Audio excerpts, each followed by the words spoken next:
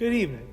It is officially the week before Christmas, or I guess a little bit less now. But in any case, it's just a few more days until probably most people's favorite day of the year, right? This also means that after this video, unfortunately, there will be only one more to do after this. I hope that you have enjoyed it as much as I have, being able to go through Scripture and see God's hand working all things together, the good, the bad, and the ugly, everything being worked for His glory. And the overarching theme to all of this, if we look back, was love. Now, before we get to the biblical view of love, let's talk about this theme. We live in a society where the word love has lost its meaning. We love everything. We love food. We love our house. We love our pets, and we love movies, and we love our friends and our family, and all of these things. We love. And there's nothing wrong with this, because we were created to enjoy these things. God gave us emotions to feel.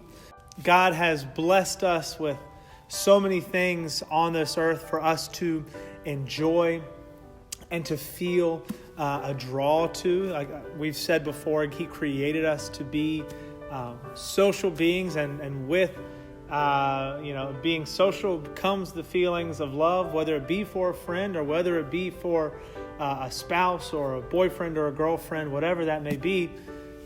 God has chosen to create us with such emotions so that we can feel love. But our culture has perverted the concept of love and has cheapened it.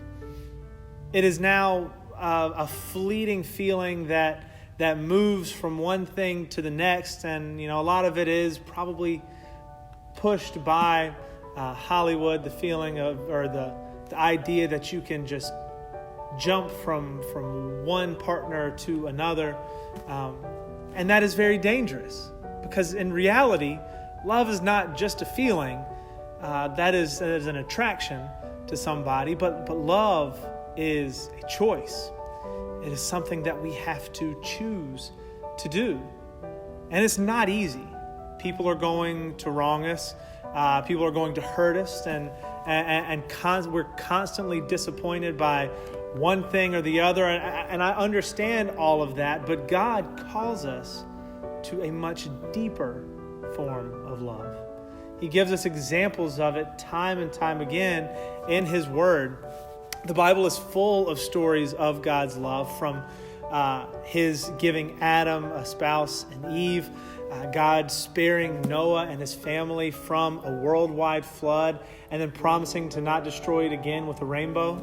Then He sent a ram in place of Isaac, sparing him from death. And then there was the ultimate act of love, sending His Son, Jesus, to die in our place on the cross.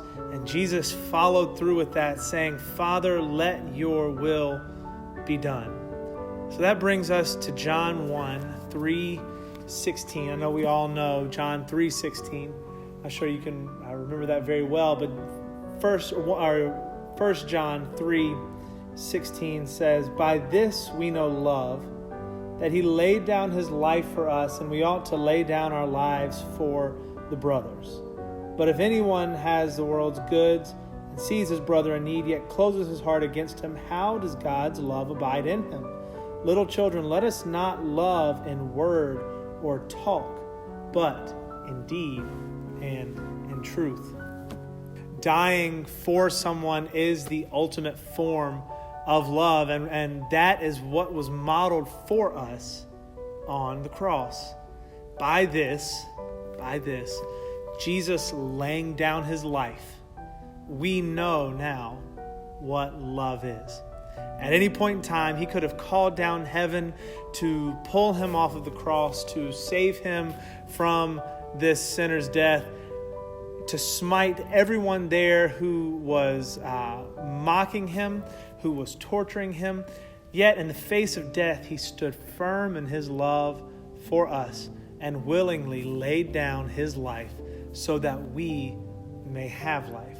Now, we may not have to pay that ultimate price.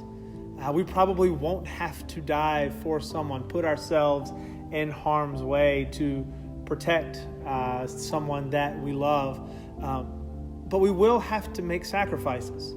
I know there are people who may have hurt you, people who have wronged you in some specific way. And I'm sure that just like me, you can think of specific instances that people have done that, where it just hurts come flooding back into your mind as you're thinking about what someone may have done against you. But still, God has called us to forgiveness.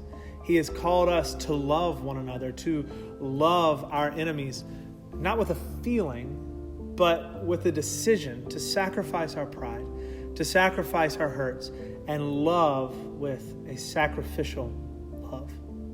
I remember doing a Bible study about love and forgiveness, and this phrase has still stuck with me today. And I'm human, we are human, so we still struggle with it. But the study reminded me that no one on this earth has ever hurt you or wronged you as much and as painfully as we have wronged Christ every single day.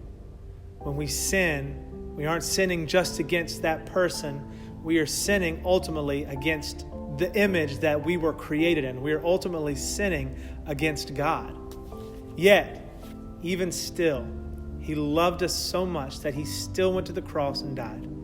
So, this Christmas, let's remember that.